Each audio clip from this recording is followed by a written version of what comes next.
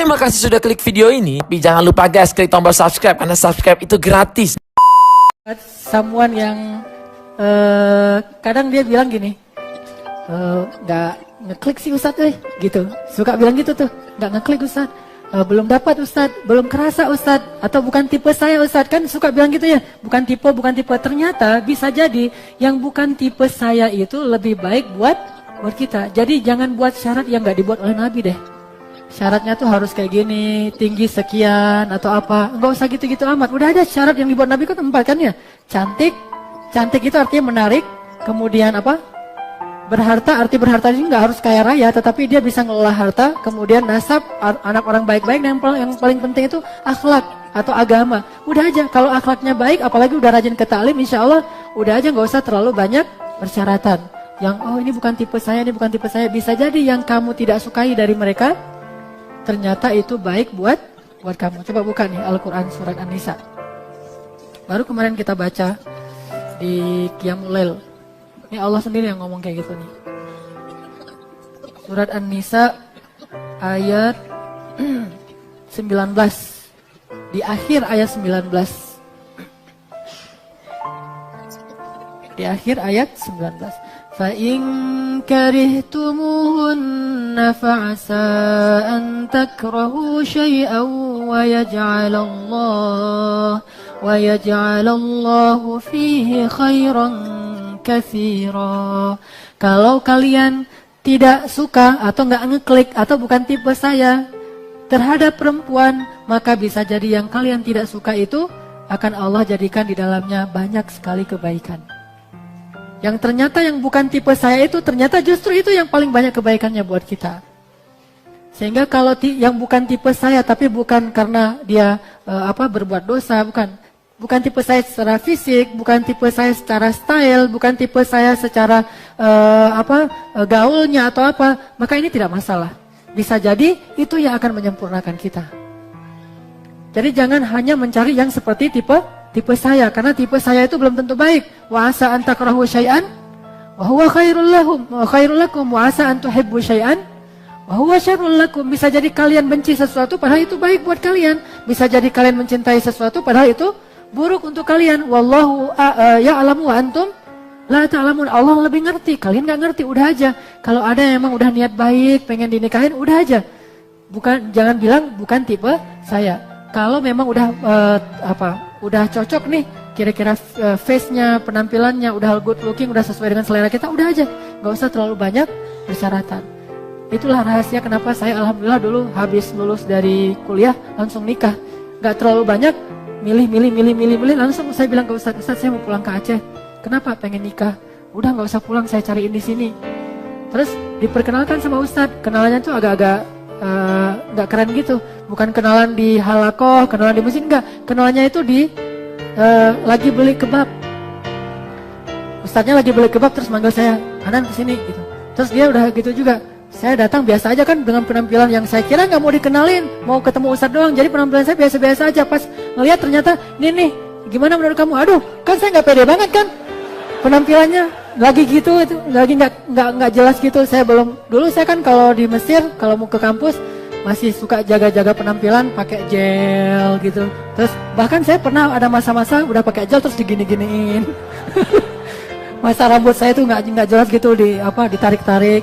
Udah gitu wangi terus.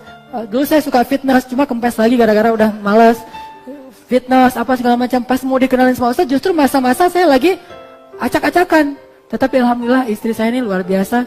Dia yang justru menerima saya apa adanya, bukan saya menerima dia apa adanya. Dia bilang, ya saya mah terserah Ustadz, kan diamnya seorang perempuan itu berarti ya.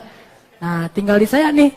Saya langsung waktu itu ngirimin dia 1 bait lagu dari Melly Guslow waktu itu.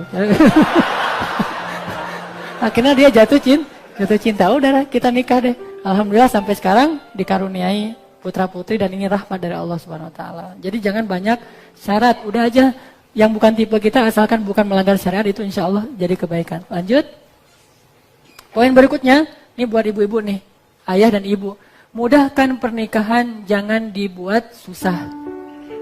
Mudahkan pernikahan, jangan dibuat susah. Apa kata Nabi tentang pernikahan yang paling baik? Pernikahan yang paling berkah itu kata Nabi adalah pernikahan yang mudah dan yang ringan maharnya. Sebaik-baik perempuan yang paling ringan maharnya. Jadi yang cewek minta mahar itu yang paling ringan. Coba balik ke yang paling atas, yang nomor 1. Jadi ringan, yang paling ringan maharnya nomor. Nah, ada KitKat, itu bisa jadi mahar tuh. Ya, coklat, wafer, ya. Atau setangkai bunga atau senjata mainan, itu juga bisa jadi mahar. Pokoknya apa aja deh. Kalau nggak ada apa-apa, sorbannya juga bukain aja, ketahuan tuh orangnya mana gitu, ada di sini. Pokoknya maharnya diringankan. Jadi ini benar banget mewakili apa yang kita bahas. Jadi bisa maharnya cuma KitKat doang. Ya, kamu punya apa? Aku cuma punya KitKat. Dah aku mah apa tuh gitu misalnya. Udah. Terima aja udah kalau kayak gitu. Yang penting niatnya baik gitu. Terus atau dia memberikan setangkai bunga dan durinya udah dibersihin sama dia, setangkai bunga mawar yang tak berduri dikasih sama kita. Itu terima aja, Masya Allah ya, dia niatnya tulus banget, bukan mau jadi pacar saya tapi pengen jadi imam saya. Dengan takbir kita menerima Allahu Akbar gitu. Terima aja, seringan dengan mahar. Kalau nggak ada apapun, Al-Quran deh. Gimana Al-Quran? Hafalan. Kamu punya apa? Maaf ya, aku punyanya Al-Ikhlas. Ikhlas banget pokoknya gitu. Insya Allah kalau maharnya Al-Ikhlas, insya Allah pada punya ya. Dan itu ada hadisnya. Ada seorang laki-laki datang ke Rasul. Nih jomblonya sahabat nih, datang ke Rasul. Ya Rasul, saya pengen nikah. Miskin banget nih orang, cuma gak disebutkan namanya.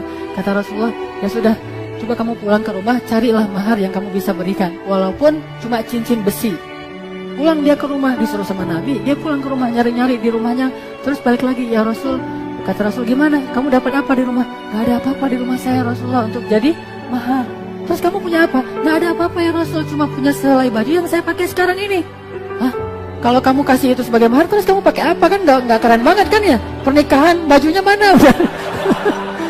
Saking gak punya apa-apa, cuma punya sehelai baju, itu luar biasa. Akhirnya Nabi bilang, ya udah, apakah kamu punya hafalan Al-Quran? Kata dia, ada ya Rasul, cuma gak disebut Al-Ikhlas. Mungkin dia hafal beberapa juz Al-Quran lah, keren lah ya. Masa Al-Ikhlas doang kan gak kurang menghargai perempuan. Berikan yang lebih banyak. Kalau saya dulu mahar saya, ini ikhtilaf memang secara fikih. Ada ulama mengatakan gak boleh, harus perhiasan. Tapi ada hadis yang kayak gitu. Dulu saya selain mahar cincin, saya maharnya surat At-Tahrim.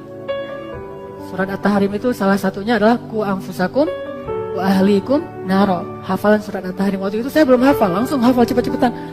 Udah setelah seminggu store ke ustaz saya, udah siap nikah nih. Udah langsung nikah dengan At-Tahrim dan satu perangkat buku fikih namanya Fiqhul Islam wa Adillatuh karya Syekh Wahab Az-Zuhaili yang sudah meninggal, mudah-mudahan Allah merahmatinya. Nah ini buku ini masih ada di rumah saya, malah jarang dibuka karena zamannya juga mahar kan ya, nggak boleh dirusak-rusakin. Jadi saya bukanya itu yang software aja, yang Wahab Az-Zuhaili yang hard covernya, yang hard copy-nya ada di rumah. Ini maharnya. Jadi kata Nabi, apa yang kamu punya dari Al-Quran? Saya punya beberapa hafalan. Akhirnya kata Nabi, saya nikahkan kamu dengan fulan, si perempuannya, dengan apa yang kamu hafal dari Al-Quran. Jadi ayo, siapa yang mau hafal surat At-Tahrim, datang ke saya store. Insya Allah udah siap tuh. At-Tahrim, Al-Muluk, Ar-Rahman, Al-Ankabut udah tuh. Al-Ankabut 1. Jadi apa aja mudah kan. Yang perempuan juga gitu. Kalau dia tanya, saya kasih apa maharnya buat kamu? Apa yang kamu bisa aja gitu. Gak usah bilang, kalau mahar sih, kalau bisa sih Al-Fat gitu. Terus juga rumahnya satu villa misalnya. Gak usah gitu-gitu amat. Walaupun gak salah ya meminta mahar yang bagus, yang karena ini salah satu problem di Mesir itu. Kenapa orang Mesir nikahnya kalau udah doktor usia 40 tahun? Karena mahar perempuannya itu mahal-mahal. Harus punya villa, minimal apartemen. Kemudian juga harus punya kendaraan, harus punya pekerjaan yang jelas. Gak usah gitu-gitu amat.